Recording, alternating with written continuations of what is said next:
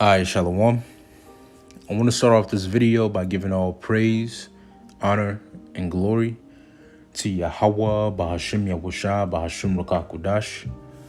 I want to give double honors to my apostles and elders of Great Millstone who rule well, and grace and peace to you elect around the four winds, believing and pushing this truth in all sincerity. May the blessing of election be upon your houses.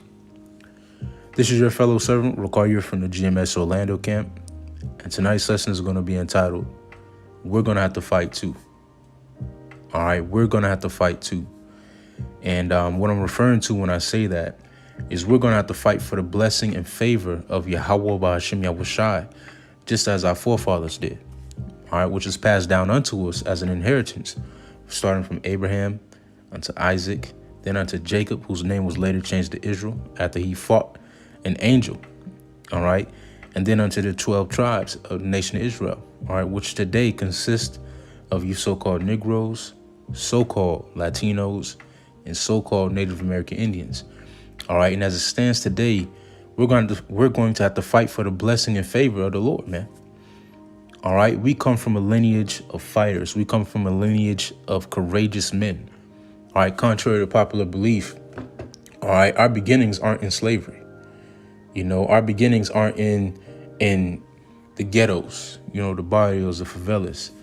All right, our beginnings aren't with fearful and sketchy men, you know, men of no valor, men of no integrity. You know, our beginnings aren't like that. Our beginnings come from very integral and courageous men. All right, we don't come from a lineage of gangsters, goons, and goblins, skeezers and hoes. We come from a lineage of kings, true priests, true men of integrity, who fought earnestly for their blessing, who fought earnestly for the favor of the Lord, man. You know, and it's no different here in these latter days. We have to come in that very same stead. All right, we're going to have to fight for this thing. We're going to have to fight for our crown. And that fight is a daily fight. You know, that fight is a daily fight. It's a mental battle. It's a spiritual battle, as well as a physical battle. All right, but nevertheless, it's a battle that's able to be won. All right, and the Lord has given us the tools and the armament in order to win this battle. All right, by awakening us to this truth.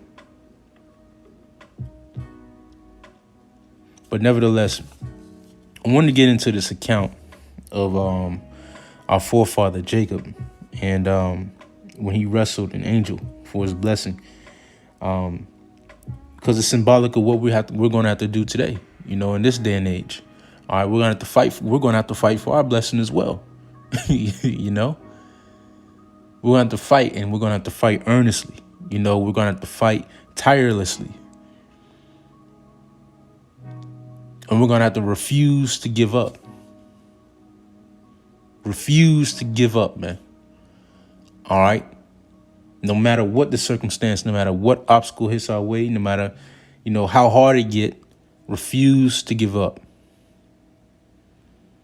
Because as long as we fight for Yahweh Shem Yahushai, as long as we fight for this cause right here, which is the will of Yahweh Shem Yahushai, the will of the Lord is going to fight for us.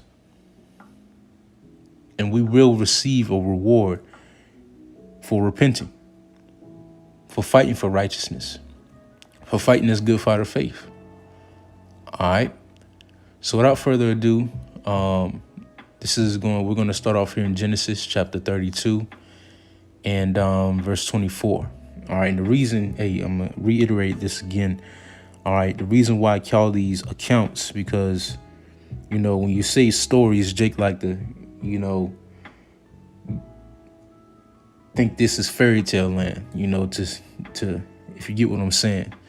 You know, Jake like to think of things like fairy tales, everything that's written in the scriptures as, you know, symbolic or fairy tale. No, this is real life.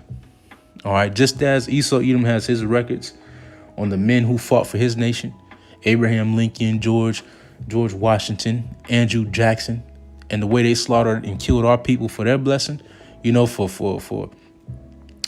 what they have now. We have those very same records of our men of valor that are contained within the scriptures. This ain't no fairy tale. All right. What we read on a daily basis ain't a fairy tale. All right. It ain't some made up fantastical book.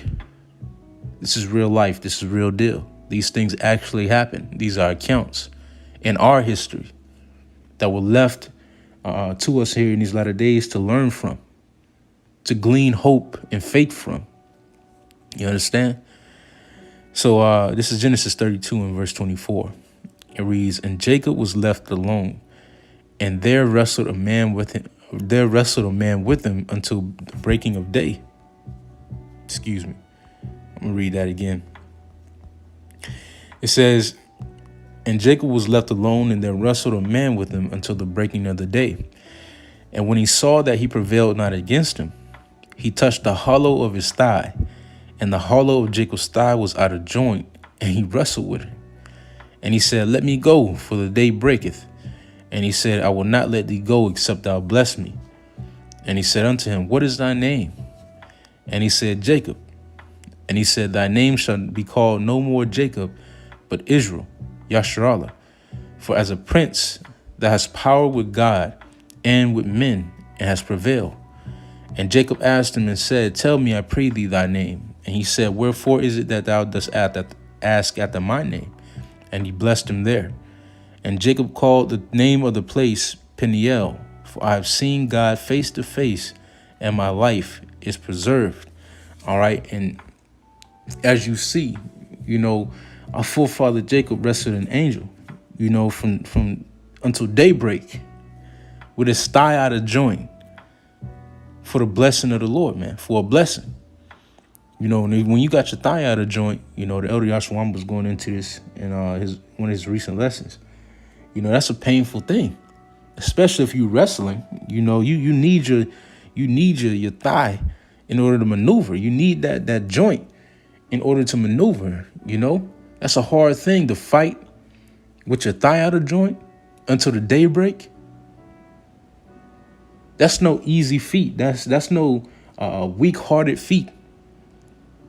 That takes strong resolve. That takes that takes determination, man. And right now, here in these latter days, man, we have to have that very same determination, all right, for Yahweh Hashem Yahushua, all right, to fight this good fight of faith with the utmost of will, with the utmost of determination, with the utmost of integrity. Because it's going to take that. We're going to have some moments where it's going to seem like our thighs out of joint, spiritually, mentally. But we still going to have to keep fighting. Understand what's on the line here. Our crown is on the line.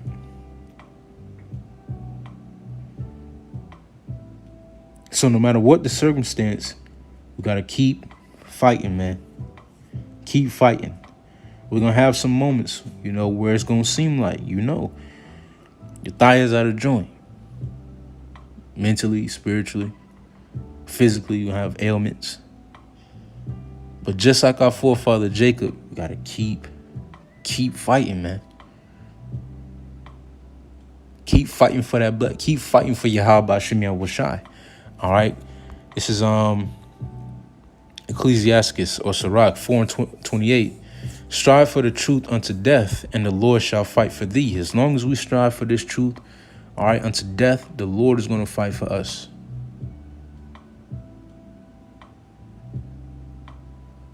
As long as we strive for the truth unto death, the Lord is going to fight for us.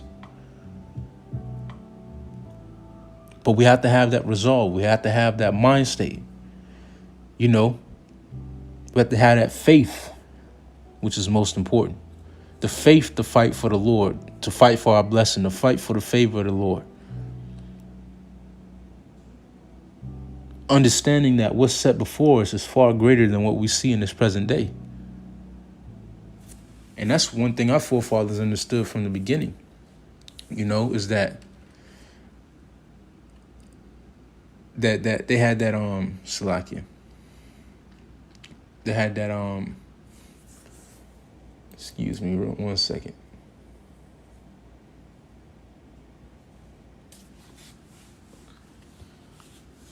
Sorry, I had to close off this vent. But they had a long-term mentality. You know, they had a vision. You know, they saw the repercussions of their actions afar off, and what it would mean for not only themselves but for their seed after them. You know, and right now what's at stake, all right, is our crown, all right, and the crown of our children. You know, the crowns of the rest of our nation. All right. But once again, Ecclesiastes or Sirach 4:28, strive for the truth unto death, and the Lord shall fight for thee. All right. This is 2 Timothy chapter 4. And let me see. I'm starting at verse 5. It says, but watch thou in all things, endure afflictions, do the work of an evangelist, make full proof of thy ministry. It says, for I am now ready to be offered, and the time of my departure is at hand. I have fought a good fight. I have finished my course. I have kept the faith. And this is what we strive to say as well at the end of our course. All right, that we fought the good fight, that we kept the faith. All right, that we didn't give up. All right, that we fought for our blessing too, that we fought for our crown too, just as our forefathers did. All right, it was a quote that was put up. I forget by which elder it was, man. Man, it's slipping my mind on what elder put up the quote, but it read something like this. It read, would your forefathers be proud of the man that you become? And that hit me. It hit me because I was like, man, you know, looking back at our heritage, looking back at, you know, our lineage and the men that we descend from, we come from some courageous men. We come from some valiant men. King David, Elijah, Samuel, Abraham, Isaac, Jacob, Noah, all right, Shem, you know, Yahushai. Our lineage is saturated with courageous and valiant men who fought, you know, men who endured. And that's part of, you know, that's also, you know, part of the reason why I want to make this lesson too. It's from that quote as well, man, through the Spirit. Because that hit me. I was like, man, you know, that's an amazing question. You know, that's an amazing question. Would your forefathers be proud of the man that you become or are becoming? All right. And our forefathers will be proud in seeing that their seed is fighting for the blessing that they've left down. All right. To see that their seed is fighting for the will of Yahweh by Hashem Yahushai. But it says, I have fought a good fight. I have kept the faith. I have finished my course. I have kept the faith. Henceforth there is laid up for me a crown of righteousness, which the Lord, the righteous judge, shall give me at that day, and not to me only, but unto all them also that love his appearing. All right. And for fighting this good fight of faith, all right, there's a crown of righteousness laid up for us, man. All right, there's a crown of righteousness laid up for each and every brother, all right, that has took on this fight and that endures this fight unto the end. All right, because just as it's written in Matthew the 24th chapter, all right, he that shall endure to the end, the same shall be saved. All right, this is the thing about endurance, you know, not only just the fight. All right, it's about endurance as well. Just like any fight, you know, you can have the best hands in the world, but if you can't last 10 seconds, it's no good. You got to have stamina. You got to have endurance. All right. And that endurance comes from staying connected, man. Comes from staying connected to our source, praying, fasting, reading, studying, being around the brothers. All right. That's how we endure. That's how we stay pumped up. All right. Staying connected to the source. All right. Constantly being occupied in prophecy. Constantly occupying our minds with the dark sayings and the parables of Yahweh Hashem Yahushai. All right. That's how we endure. I'm going to get this last one, and then I'll close it out. This is Revelation chapter 3, verse 10 is Yahweh speaking. Because thou hast kept the word of my patience, I also will keep thee from the hour of temptation, which shall come upon all the world to try them that dwell upon the earth. Behold, I come quickly. Hold that fast to which thou hast, that no man take thy crown.